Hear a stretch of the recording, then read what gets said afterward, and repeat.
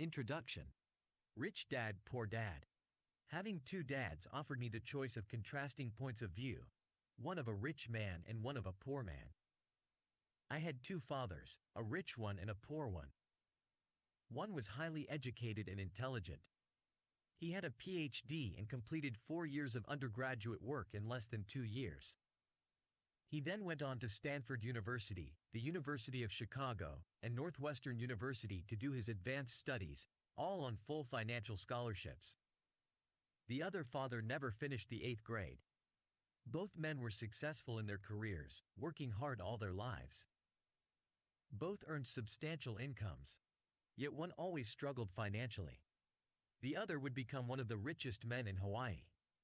One died leaving tens of millions of dollars to his family, charities, and his church. The other left bills to be paid.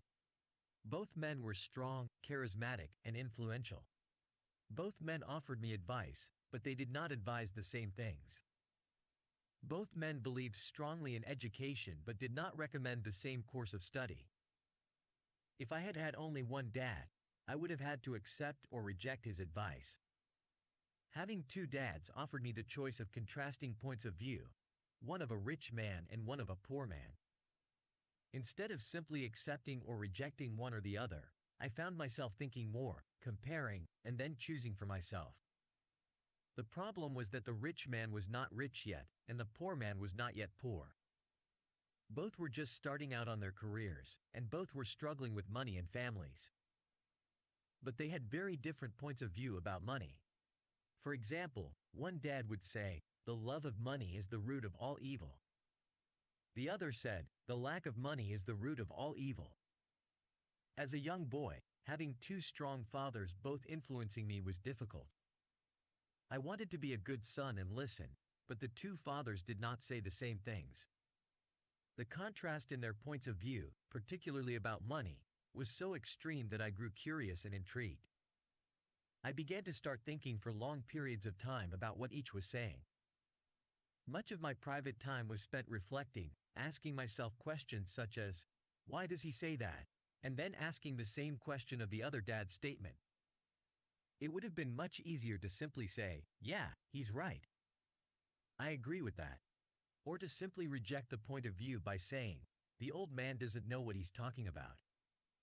Instead, having two dads whom I loved forced me to think and ultimately choose a way of thinking for myself.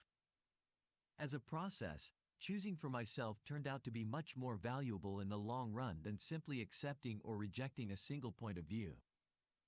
One of the reasons the rich get richer, the poor get poorer, and the middle class struggles in debt is that the subject of money is taught at home, not in school. Most of us learn about money from our parents. So what can poor parents tell their child about money?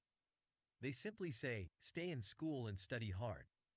The child may graduate with excellent grades, but with a poor person's financial programming and mindset.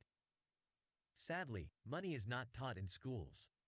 Schools focus on scholastic and professional skills, but not on financial skills. This explains how smart bankers, doctors, and accountants who earned excellent grades may struggle financially all of their lives. Our staggering national debt is due in large part to highly educated politicians and government officials making financial decisions with little or no training in the subject of money.